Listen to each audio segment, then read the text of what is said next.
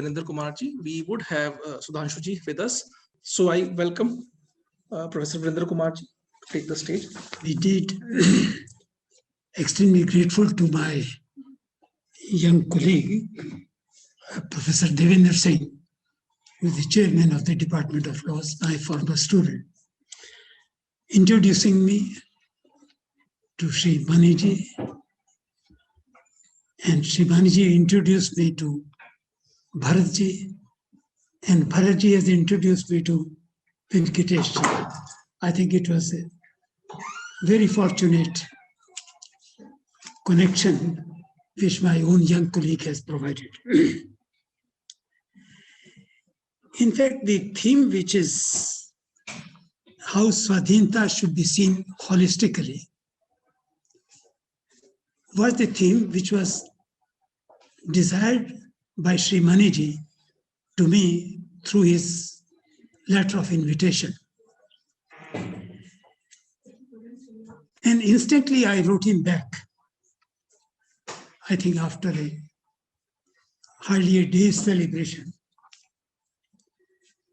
And I said that I will be happy to participate, because the very word of Swadhinta immediately reminded me of my pilgrimage, which I had almost 2 years back to Cellular Jail in Andaman. That very visit has proved entirely changed my whole perspective of the freedom movement, that I lived with a revolutionary who was there in Andaman for years together. He was sentenced to in Lahore conspiracy case. And I stayed with that freedom fighter almost for a quarter of a century. But I did not realize his potential while living with him until unless I visited the Cellular Jail in Andaman. It was entirely so I thought that that will give me an opportunity to reflect upon that kind of an experience. So therefore, to answer to this topic which he assigned to me, that how Swadhinta should be seen holistically during the past 75 years after independence. So I chiseled out the subtopic, that a constitutional critique in the celebration of over 75 years of independence as Azadi Ka Amrit Mahotsav. Right at the very instance, the question was that how should we look at Swadhinta? I tried to look at it from two broad perspectives. One, in terms of its objective of Swadhinta. And this means that we go before August 15, 1947. And second perspective which comes to my mind is how, in terms of realization of that objective, after August 15, 1975, August 15, 1947. Now, these are the two perspectives which I thought I would address myself critically here. First perspective is that how do we construe and comprehend Swadhinta in the context of our long struggle for freedom from the colonial rule that eventually fructified in our freedom on August 15, 1947. Literally construed, Swadhinta means self-dependence, Atmanirbharta. However, connotatively means Swadhinta in the context of freedom movement, which is different from the slightly variant from its connotative construction. Connotatively, its meaning is Suraj, Acha Raj, Suraj, Acha Raj, which fructifies only when you are Swatantra. Until once you are Swatantra, you cannot have a Suraj. That is, Swaraj, Swatantrata means the political independence from the colonial rule. Genesis of this movement of Swadhinta to Swaraj through Swatantrata, this is the sequence, in its clear resonant articulation could be legitimately be traced to one of the most revered freedom fighters in the Indian history of freedom struggle, namely Lokmanya Bal Gangadhar Tilak. He was considered to be a father of unrest by the Britishers, you see, because he gave a kind of a slogan, which a sterling call. He said, Swaraj मेरा जन्म सिद्ध अधिकार है, मैं इसे लेकर रहूंगा. Swaraj is my birthright and I shall have it. This slogan motivated millions of Indians to join the freedom movement. Lokmanya Tilak, he was a great teacher, a social reformer, lawyer, journalist, and eventually, above all, a great freedom fighter. Visual glimpses of some of the valiant crusaders of the freedom movement in India who carried forward his legacy of Tilak, because I don't have the luxury to go to the respective because of the time constraint. So I would just only give you a glimpse, you see. First and foremost, after Tilak comes Gandhi, and I'm taking in the chronological order of their birth. After Tilak, Gandhi, he is regarded as one of among some of the individuals who changed the world. He has world impact, you see. I don't know how that world impact has come about, whether he was a great political thinker, or by some he's termed as a Mahatma. I don't know what that is. But still I would think that he was a great political thinker because he had given a kind of a political shape to the basic philosophy which were internal, and he has brought to the political front, you see. This was one of the contributions which I feel was that of Gandhi. Sardar Vallabhbhai Patel, Loh Purush, Iron Man of India, who were responsible for the unification of states. Rajendra Prasad, widely accepted people, highly revered people amongst the people, and unanimously he was elected to be the president of the Constituent Assembly, who has to draw the Constitution of India. Then obviously he became the first president of India and remained for 10 years. Gopal Krishna Gokhale, following the Gandhi line, untouchability, discrimination, this is how he wanted to unite the Indian peoples. Jawaharlal Nehru, central figure in the political history. Lal Bahadur Shastri, who took over after Nehru. Jai Jawan, Jai Kisan, known for it. Subhash Chandra Bose, Azad Hind Fauj. He was the General Secretary of the Congress Party while working with Pandit Jawaharlal Nehru. Chandrasekhar Azad, violent. He was bubbling with a kind of a spirit to bring about a kind of a revolution against the atrocity of the British rule. So he was in search of like-minded people. He was able to identify Shahid Bhagat Singh, who at the age of 23, he sacrificed, but he was a great igniter. Along with Chandrasekhar, Prithvi Singh. He was the founder member of the Ghadar Party in 1913 in the United States.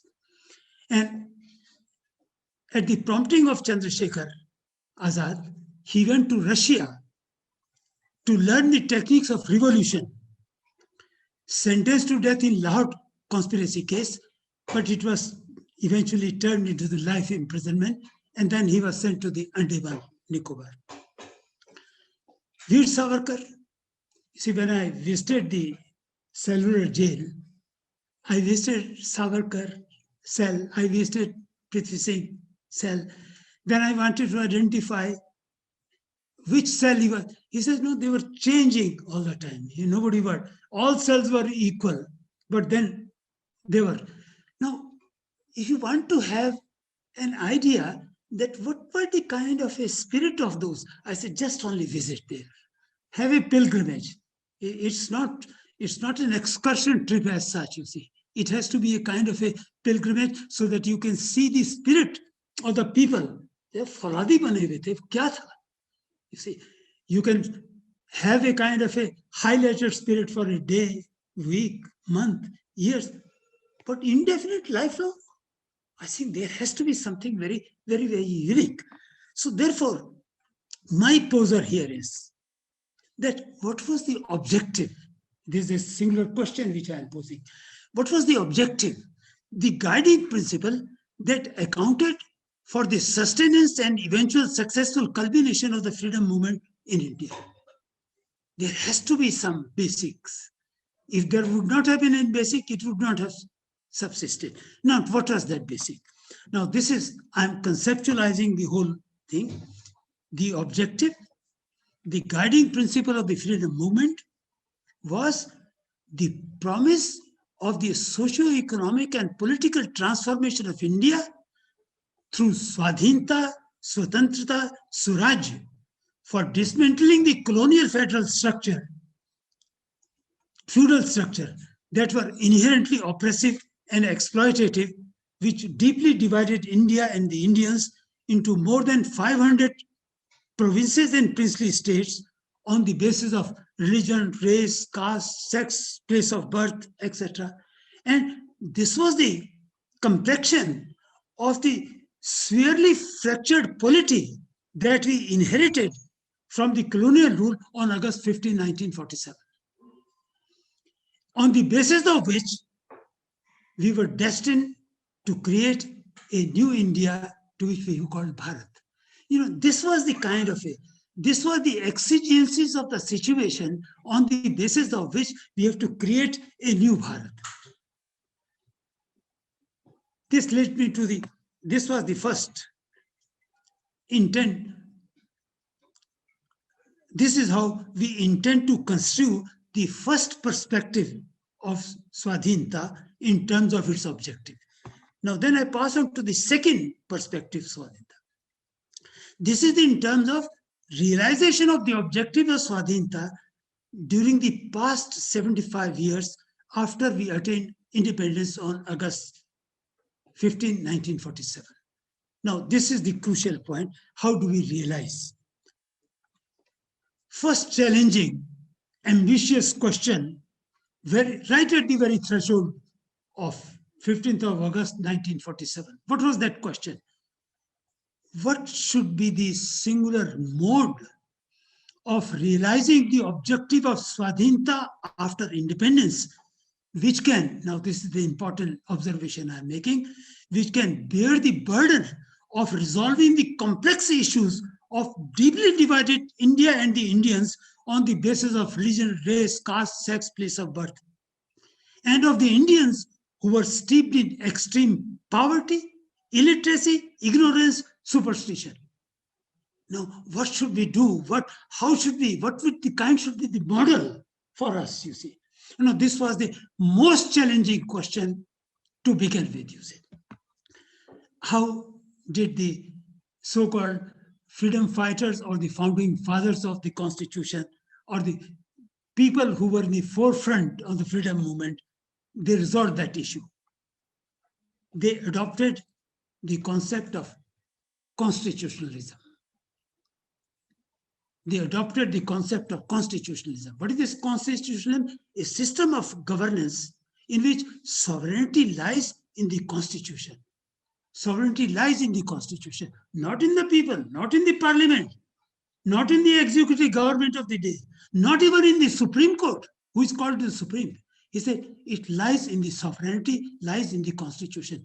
In an ordinary course, if I were teaching a constitutional class, I would spend 1 hour, 1 week to explain that how this Constitution became sovereign, But here at this point of time, you accept it for me that constitution is supreme. Now, constitutionalism, this idea, constitutionalism led to the creation of this political document, namely the Constitution of India, for building up a new India, that is Bharat, by restructuring its Indian polity. Now, what is this constitutional vision of New Bharat? What is the constitutional vision of New Bharat? This is reflected in the preamble of the Constitution. I would not devote time to expound the preamble of the Constitution. I would straightway say that this preamble bears two broad facets. One broad facet is the political complexion of the face of India. What is the political complexion of the face of India, which we, the people of India, have solemnly resolved to constitute India, that is Bharat. What is that complexion? Complexion is we wanted to convert India from the British rule into a sovereign, socialist, secular, democratic republic. Sovereign, socialist, secular. Now, this is the kind of a face which we wanted to have. Now, second complexion is the political complexion of the new social order of independent India. Social order which we want to create. Now, this I would like to draw your very special attention because I have culled out from the preamble itself.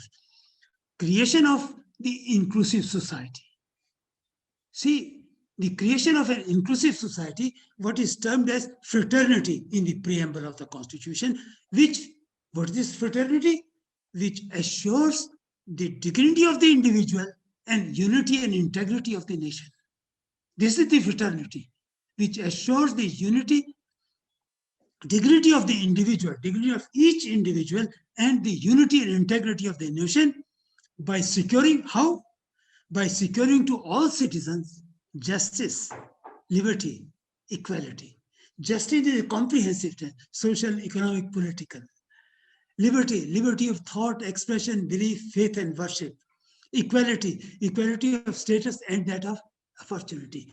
Now, this to my mind had got a bearing of the contours of Ramraj. Mr. Maniji has specifically asked me in his letter that kindly tell us how to bring about the contours of Ramraj. I'm using his word, contours of Ramraj. To my mind, the contours of Ramraj are contained in this kind of a complexion, you see. The contours of Ramraj, representing the notion of dharma. These contours represent the notion of dharma, which is the sovereign in the Indian classical tradition. Which is sovereign in the Indian classical tradition. Lest I should be mistaken, let me quote the linkage of the Constitution of India with the classical Indian tradition of dharma. I am quoting Sarvepalli Radhakrishnan, who was a member of the Constituent Assembly. While participating, he was a great Hindu philosophy, exponent of Hindu philosophy, so far as Radhakrishnan is concerned. He echoed the linkage of in the Constituent Assembly on January 20th, 1947, while participating in the objective resolution introduced by Gandhi, introduced by Jawaharlal Nehru.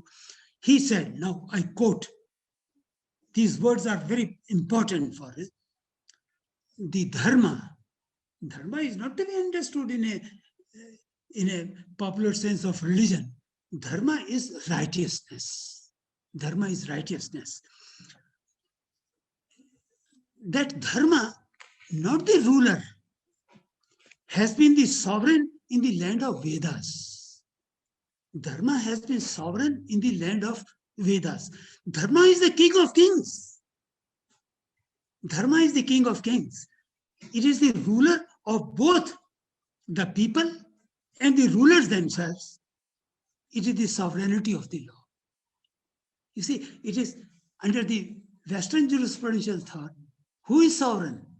Sovereign is the king. Law is the command of the sovereign. So it means the king himself is not bound by by law. Whereas under the Indian classical tradition, even the Dharma is the king of kings. Even the king himself is bound by Dharma. Rama himself was bound by Dharma. Rama himself was bound by Dharma. Rama was not a king as a such. Super king was that of a Dharma. Having said this, now I'm posing a critical question. That what is the most fundamental constitutional strategy to bring about a holistic socio-economic political transformation in a politically organized society? I wish I would have time to expound the politically organized society, but I would not. Raise a question if you want to have, but I'm here posing only a question that what is the fundamental constitutional strategy? Hold your breath. Fundamental constitutional strategy, education. This is the fundamental constitutional strategy to bring about the socio-economic political transformation, education. If you want to understand how the colonial master, the value attached to the education, I just only quote the United Kingdom, the primacy accorded to the education, it is accorded through a political agenda. I'm quoting one Prime Minister, Tony Blair, a distinguished British Labour statesman, proclaimed, which won elections in 1997, 2001, 2005, and he was Labour Party's largest serving Prime Minister. Do you see what he said? He said, ask me my three main priorities for my government. If you give me power, what my government would do. And I will tell you, first priority would be education. Second priority, education.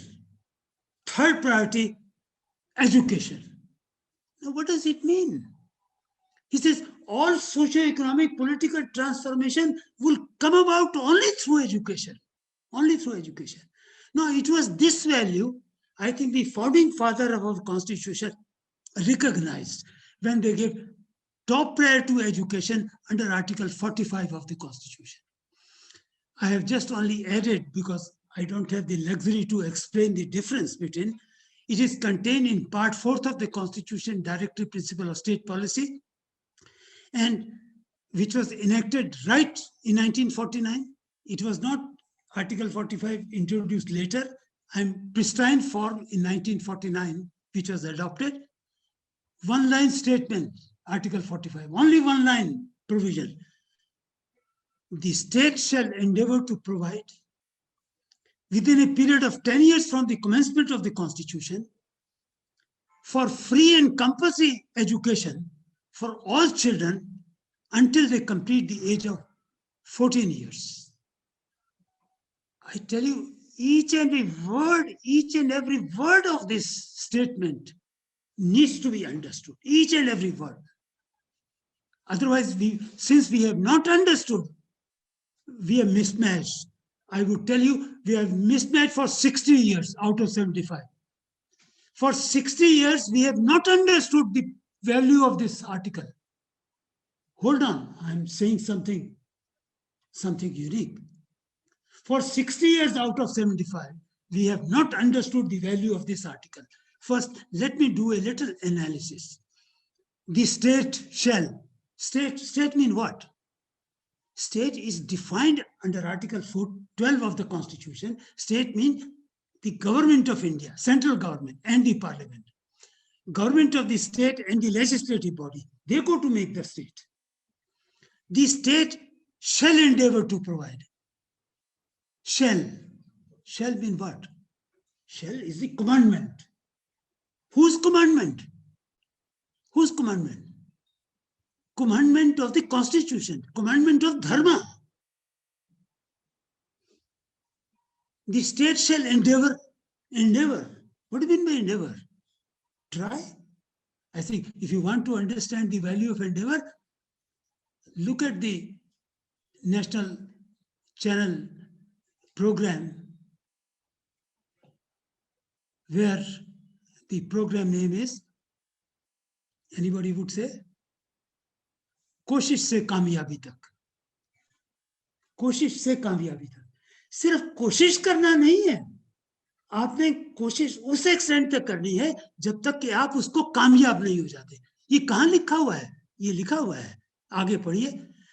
The state shall endeavor to provide within a period of 10 years from the commencement of this constitution. He said this first priority, right the day you became independent and the constitution came into existence on 26th of January 1950, right from that moment onward, undertake the task of providing compulsory education. So not any 10 years. He said within 10 years. I hope we make a distinction in 10 years and within 10 years. Which 10 years? From the commencement of the date of the commencement of the constitution. So time period is the sense. Why?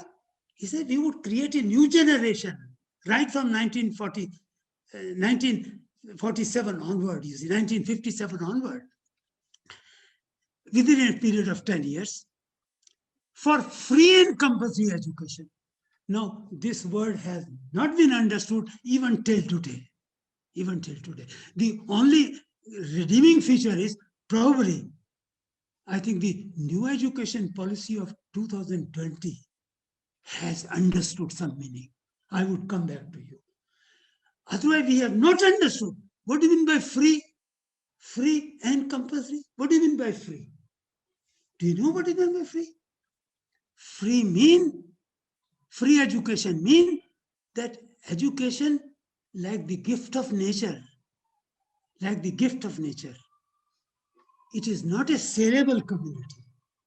Education is not a saleable community. Education is not a business of trade and commerce. And then compulsory. What do you mean by compulsory? Compulsory means that it is an integral part of a human being. Compulsory means it's an integral part of a human being.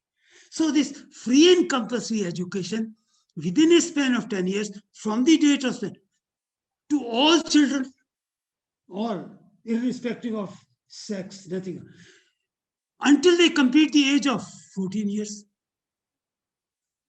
When would this time period begin? 14 years.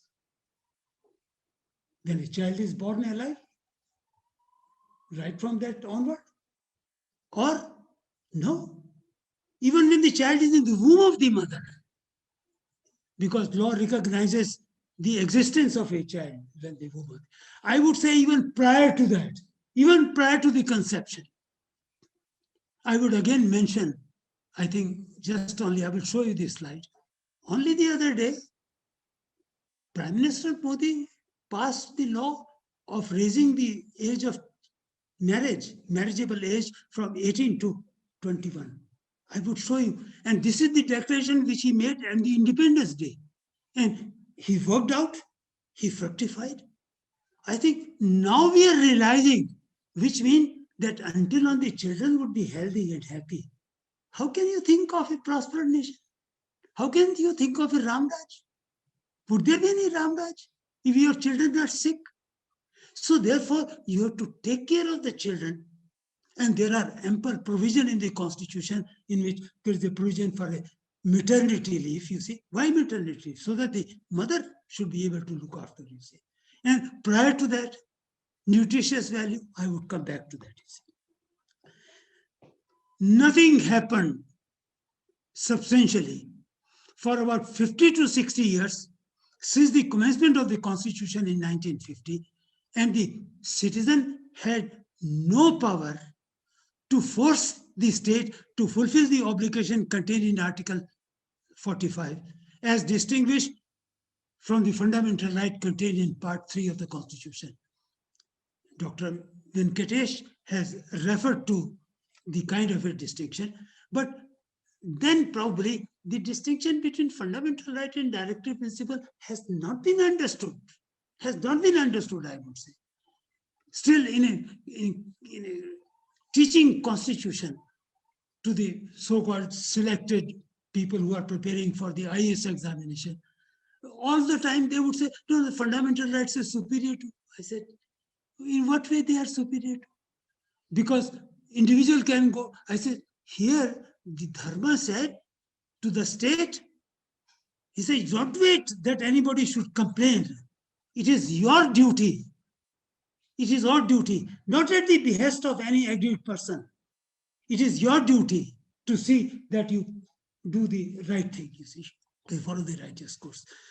A monumental, I would say, if this not happened for a 50 or 60 years, I would say a monumental institutional failure of the state to realize the objective of education as mandated by the Constitution. Now then, there is a judicial strategy of empowerment. Here I would give 100% marks to the Supreme Court, who created a new right. Article 45, it is not a fundamental right to education. But what they did, there is a one article, Article 21, right to life and liberty. I have quoted, no person shall be deprived of his life or personal liberty except according to a procedure. So the Supreme Court interpreted this Article 21, only the word life. Life means what? Life is your fundamental right. Supreme Court said life doesn't mean an animal existence. Life means a dignified life. And dignified life cannot come without education. So therefore, education is your fundamental right.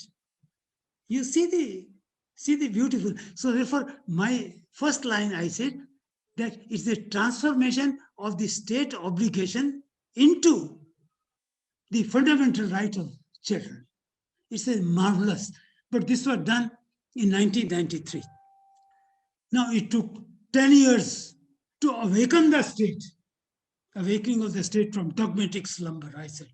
कि restaurant सोए में हैं, कोई जगाए, 10 साल के बाद जागे, जबकि उन्होंने they brought about the Constitution 86th Amendment 2002, whereby they introduced new article 21A, and also amended and changed the new version of Article 45.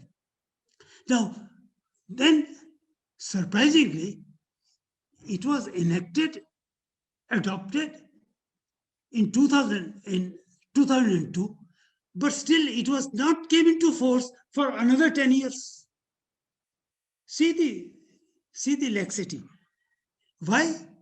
Because ultimately they passed the Right of Children to Free and Compulsory Education Act of 2009.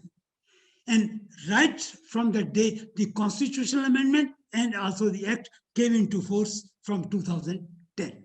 So therefore, you could see the kind of a strategy that for good 60 years, nothing has happened.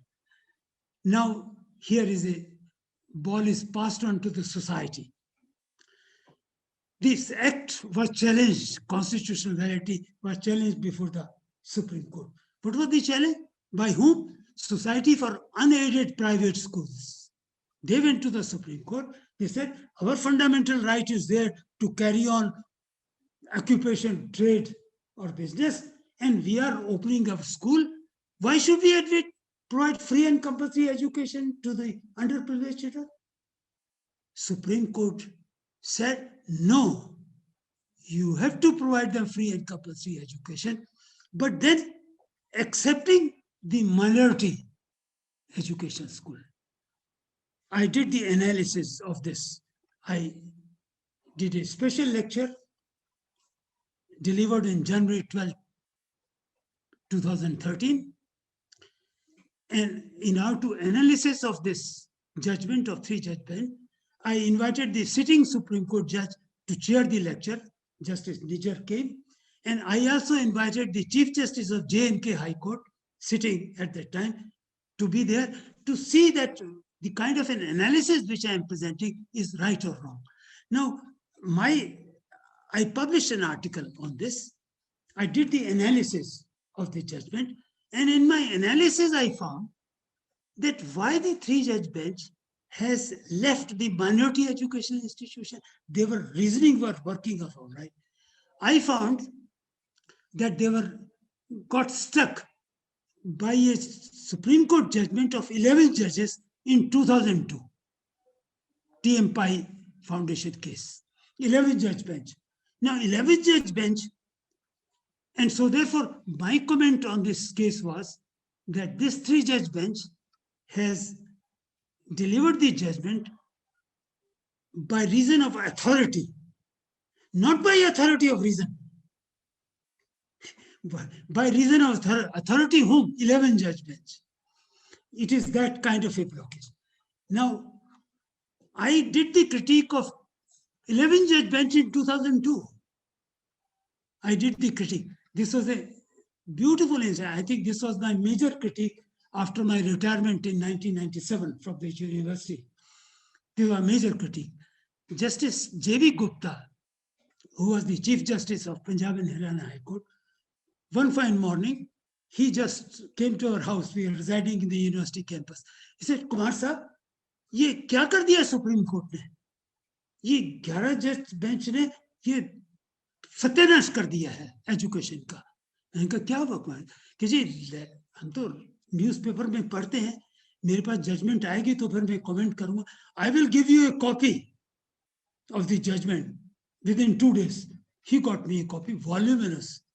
I did examine, I analyzed this, and my recommendation, and this was published in the Indian Law Institute, which is a premier journal. Premier journal in the sense that it is read by the Supreme Court judges themselves. Why? Because the chairman of the editorial committee, ex officio, is the Chief Justice of India. So they have to read. So I wanted to make them read the judgment, you see. Having said this, now I come to the conclusions of all the whole analysis. You have to give me just a few minutes more. In the light of the brief synoptic constitutional analysis and legal perspective of education as presented above, for having a holistic view of Swadhinta during the course of 75 years, we may crystallize and identify at least 3 impediments to education at 3 distinct levels. What are those 3? At an institutional level, at a social level, and at a personal level, leading us to think and ponder over how we should move forward. I take up these comments one by one. My first impediment is that institutional failure to fructify the provision of free and compulsory education for almost 50 and 60 years after the commencement of the Constitution. This impediment has now been substantially removed by the Act of Right to Free and Compulsory Education 2010. Now, second impediment is the societal failure to fructify the provision of free and compulsory education for at least more than a decade, from 2010 onward. For 2010 onward, we have again got stuck. What was this? Because they were shying away from our social responsibility of admitting children belonging to the marginal section of society merely because their admission in private educational institution, aided or unaided, that would cause a financial loss to them. You see, that was the only reason that will cause a financial loss. Now, my line to think over is we need to ponder over whether education is purely a commercial enterprise. I think this is completely a perversion of the notion of free and compulsory education under Article 45 of the Constitution, which I already elaborated. I was happy to read the news, the governor of Haryana, just only last month, when he said very clearly, health and education sectors are not the source of money. Health and education sector are not the source of money. See, which means it's the responsibility of the state. On both these counts, responsibility of the state. I read on December 2, what is the fate of children? He says only 11.3% of the children get adequate diet. Was it the conception which we envisaged it on the day when we inaugurated the Constitution? Free and compulsory education to all children. And along with education goes the health. Only healthy child would be able to receive the education. This is the bill just only yesterday. I am quoting the headline, Bill to raise women's age of marriage to 21 years gets the government note. Now, what is this? This is stated to be the fulfillment of the mention made by the Prime Minister on Independence Day speech last year. What was the promise he made? He said, this government is concerned about the health of daughters and sisters. To save daughters from malnutrition, it is necessary that they are married at literacy. So therefore, I call it as a conceptual correction in the realm of health. It's a very important correction. Third impediment, and this is the last impediment, it is the personal failure. That is our own lack of understanding as teacher educator. I am a teacher, one of you, coming from the university, to fructify education, because we still, by and large, continue to believe that the prime purpose of a teacher is extremely limited. What is that limited? It is to teach subjects and not students. It is to teach subjects and not students. On this count, without saying anything more, I would like to share with you what I myself learned formally from more than 50 years ago at the University of Toronto, Canada, and informally in the Gurukul more than 70 years ago on the basis of a Guru Shishya Parampara premised on the faith, on the Vedantic principle, faith, understanding, and realization. I'm citing the picture of my teacher who, what was the contribution? I did a piece in Tribune 10 years back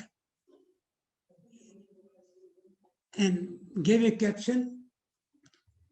He taught students, not subject. I can share with you just only a minor incident, which is important. I was sitting with my teacher in way back 50 years. You missed the seeing the face of my teacher. I would like you to see it, you see. I was sitting with this teacher and having an interaction. A visitor came along with the dean to his room. And the visitor asked my teacher, his name was Professor Albert Abel. He asked him, Professor Albert Abel, what subject do you teach? He said very humbly, he said, I teach students. I don't teach subjects. I teach students. I don't teach subjects. Consequence of this teaching a subject approach, what is delirious confidence? It leads to a unilinear, one-dimensional, truncated education, resulting in a lopsided instead of a holistic development of a human personality. I read the statement by the Chief Justice only in November 23. He said, the imparting of the modern education is utilitarian in nature, and it may not help to build students' character or nurture moral values. True learning should involve a holistic development of the individual, including the development of ethical, moral values.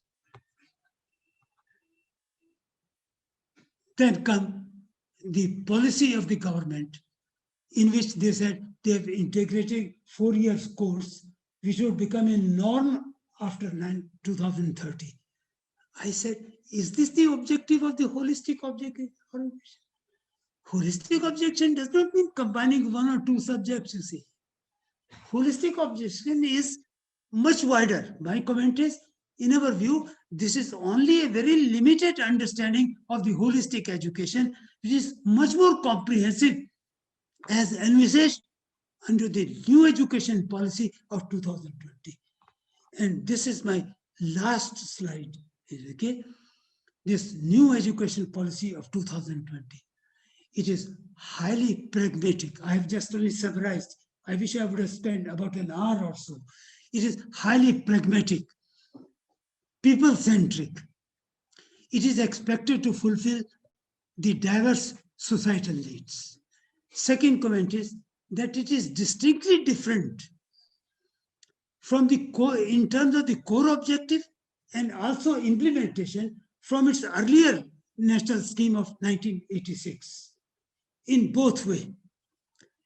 In my own view, in our view, this is the very important observation I'm making. It resolutely, this new education policy, it resolutely rejects the policy of exclusion premised upon the contrived processes of selection through the incredibly high rate of rejections.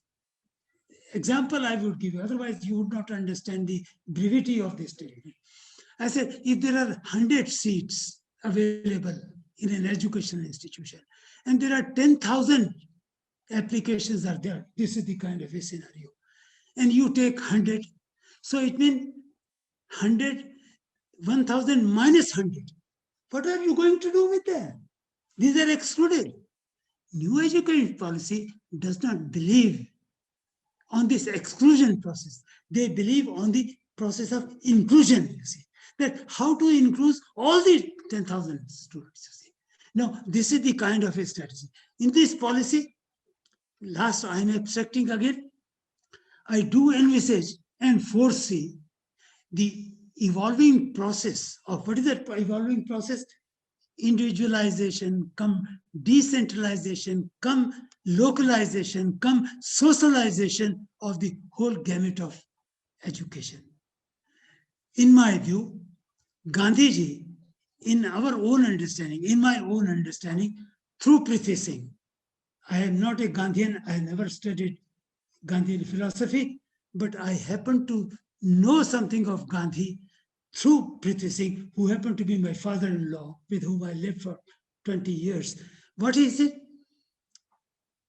Did visualize the evolution of such a process in the realm of education, which is strongly rooted in the concept of self-sufficient, self-reliant village functioning as small village republic, you see.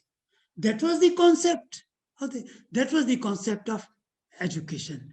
And this is, I have put down, in fact, when I accepted the kind invitation of Maniji, I instantly enclosed that piece which I did, and Mumbai University has published in his journal Sambhashan. I passed on to that Maniji. I said, this has prompted me to speak on this kind of a Atmanirbharta, Swavalamban, Swadhinta, ye kaise hoga? I think I would be able to say. I said, thank you very much. Thanks, Professor Vrindra Kumar ji. And that's the second time I was listening to him. Earlier, it was Sabrimala issue, and you were addressing PU colloquium, and even then you let us, the student of history, understand various complexities. And again, because many of us in the department, they are into contemporary studies, they are trying to see the historical, they are going into historical understanding of the Indian Constitution. So many of the students are there, and many are there online. So I think they might have got new ideas how you have connected Indian Constitution with the idea of dharma. That was a new thing even for me. That normally as Mr. Mani has said, the problem with language is this: whenever we see a kind of king or sovereign, it is always an individual, which comes to our mind because of the language issues. So thanks to you for giving us your time and sharing us with your thoughts.